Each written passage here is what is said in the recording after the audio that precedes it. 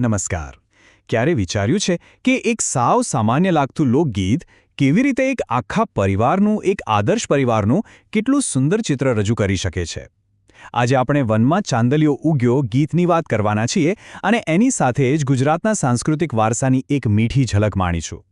આ ગીતની શરૂઆત જ જુઓ, કેટલી અદ્ભુત છે.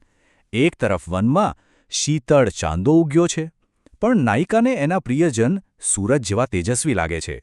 એક જ લીટીમાં રાત અને દિવસ, શીતળતા અને ઉષ્મા બધું જ ભેગું થઈ જાય છે. આ જ તો સંબંધોની ઊંડાઈ છે નહીં? પણ આ ગીતના અર્થમાં ઊંડા ઉતરીએ એ પહેલાં એક વાત સમજવી બહુ જરૂરી છે. આ લોકગીત પોતે શું છે? એનો કોઈ એક લેખક તો હોતો નથી. તો પછી આટલા સુંદર શબ્દો આવે છે ક્યાંથી? કોણ છે એનો અસલી સર્જક? લોકગીત એટલે ખબર છે? કોઈ એક વ્યક્તિની કલમથી નથી લખાતું. એ તો આખા સમાજના હૃદયમાંથી, એમના અનુભવોમાંથી જ જન્મે છે અને એટલે જ તો એ પેઢીઓ સુધી ગાઈને, સાંભળીને જીવંત રહે છે. વનમાં ચાંદલિયો ઉગ્યો જેવા ગીતોમાં આપણને સદીઓ જૂના સામાજિક મૂલ્યોનો મીઠો પડઘો સંભળાય છે. આ બધી ખાસિયતો જ લોકગીતને એક જીવંત દસ્તાવેજ બનાવે છે. એ સમાજનો એક એવો અરીસો છે જેમાં લોકોના સુખ, દુઃખ, એમના રીતિરિવાજો અને સૌથી અગત્યનું એમના સંબંધોનું સાચું ચિત્ર દેખાય છે. સારું, તો ચલો હવે પાછા ફરીએ આપણા ગીત પર. આ ગીત એક નવી પરણેલી સ્ત્રીના મનની વાત કરે છે. એની એક નાનકડી પણ બહુ જ સુંદર ઈચ્છા છે. જરા કલ્પના તો કરો, શરદ પૂનમની એ રૂપાળી રાત છે. આકાશમાં 16 કળાએ ચાંદો ખીલ્યો છે અને આખું ગામ ગરબા અને રાસના તાલે ઝૂમી રહ્યું છે. આવા જ એક ઉત્સાહભર્યા માહોલમાં આ ગીતની નાયિકાને પણ રાસ રમવા જવાનું મન થાય છે. પણ એ સીધી જઈ નથી શકતી. એને પોતાના પરિવારના સભ્યોની રજા લેવી પડે છે. અને એ કોની પાસે અને કેવી રીતે રજા માંગે છે? બસ એ જ આ ગીતનો આત્મા છે. અને અહીંથી જ આ ગીતનો સૌથી સુંદર અને અનોખો સંદેશ આપણી સામે આવે છે. આ વાત ખાલી રાસ રમવાની પરવાનગીની નથી. આ વાત તો સંબંધોની મીઠાશની છે. આપણે મોટાભાગે વાર્તાઓમાં કે ફિલ્મોમાં સાસુ વહુ કે નણંદ ભોજાઈના તણાવભર્યા સંબંધો જોવા ટેવાયેલા છીએ, ખરું ને? પણ આ લોકગીત તો એ બધી ધારણાઓને તોડી નાખે છે. એ આપણને યાદ અપાવે છે કે આ સંબંધોનો પાયો સંઘર્ષ નહીં, પણ પ્રેમ, આદર અને સમજણ પણ હોઈ શકે છે. તો ચાલો આપણે પણ નાયિકાની સાથે સાથે જોઈએ કે આ ક્રમ કેવી રીતે આગળ વધે છે. એ એક પછી એક ખૂબ જ આદર અને પ્રેમથી પરિવારના દરેક સભ્ય પાસે જાય છે. શરૂઆત સસરાથી થાય છે અને છેલ્લે એ પોતાના પતિ પાસે પહોંચે છે. આ ઉપમા કેટલી જ સુંદર છે અને એની પાછળનો ભાવ કેટલો ઊંડો છે. સસરાને સૂર્ય કહેવાનો મતલબ એ છે કે તેઓ પરિવારના કેન્દ્ર છે.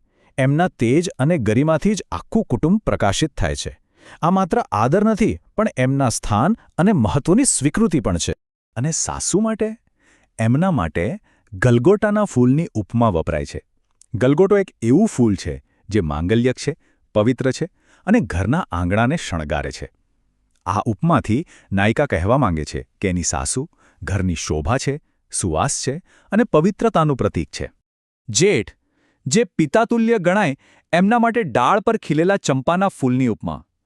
ચંપો એની મીઠી સુગંધ અને ગરિમા માટે જાણીતો છે. આ ઉપમા જેઠના આદરણીય સ્થાન અને એમના વ્યક્તિત્વની સુવાસને બખૂબી દર્શાવે છે.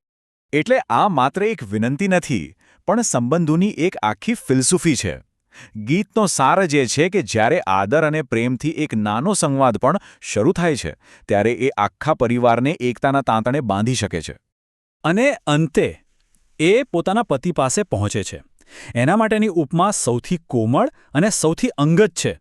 હથેળીમાંનો ગુલાબી છોડ, જાણે કોઈ ખજાનાની જેમ સાચવીને રાખવામાં આવ્યો હોય. આ ઉપમા એમના સંબંધની નજાકત, નિકટતા અને ઊંડા સ્નેહને દર્શાવે છે. તો ચાલો હવે આખી વાતને એક મોટા દૃષ્ટિકોણથી જોઈએ. આટલું સુંદર ગીત આપણને શીખવે છે શું? એનો સાંસ્કૃતિક સંદેશ શું છે? તો આ ગીત ખાલી મનોરંજન માટે નથી. એ તો એક આદર્શ પરિવારનો નકશો છે. એ આપણને બતાવે છે કે પ્રેમ અને આદરના પારા પર બનેલા સંબંધો જ આપણી સાચી સાંસ્કૃતિક ધરોહર છે. અને આ જ તો લોકગીતોની ખરી તાકાત છે. એ માત્ર ગીતો નથી, પણ સામાજિક આદર્શોના વાહક છે. એ પેઢીઓ સુધી આપણને યાદ અપાવતા રહે છે કે એક સુખી અને સંયુક્ત પરિવાર ખરેખર કેવો હોઈ શકે છે. અને આ ગીત આજે પણ આપણને એક સવાલ પૂછે છે. આજના આધુનિક યુગમાં જ્યાં પારિવારિક સંબંધોના સમીકરણો સતત બદલાઈ રહ્યા છે, ત્યારે શું આવા સરળ લોકગીતો આપણને સંબંધોની સાચી મીઠાશ અને આદરનું મૂલ્ય ફરીથી શીખવી શકે છે? વિચારવા જેવો સવાલ છે, ખરું ને?